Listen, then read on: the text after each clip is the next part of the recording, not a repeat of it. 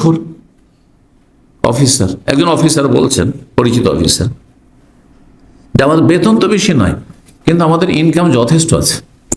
বুঝলাম, আমাকে বলছে কিভাবে, বলছে আমাদের চাকরিটাই তো ঘুষের চাকরি, আমাদের চাকরিটাই হচ্ছে ঘুষের চাকরি, মানে কমার্শিয়াল ট্যাক্সের ক্ষেত্রে ধর, হ্যাঁ হ্যাঁ ট্যাক্সের ক্ষেত্রে লক্ষ লক্ষ টাকা মানুষের ট্যাক্স লাগবে, আর ট্যাক্স দিবেন বড় বড় কোম্পানির মালিক আর বড় বড় ইন্ডাস্ট্রির মালিক, বড় বড় যারা ব্যবসায়ী, তারাতে এত টাকা ট্যাক্স দিতে চাইবে না, তখন কি করে, আরে 50,000 ঘুষ দিলে, 1 লাখ টাকা ঘুষ দিলে 1 কোটি টাকা বেঁচে গেল, হ্যাঁ বেঁচে গেল।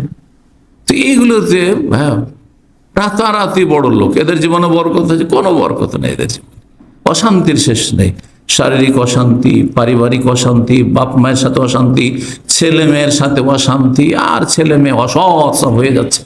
এগুলি যদি অনুভূতি থাকতো তাহলে এইরকম মানুষ হতো না।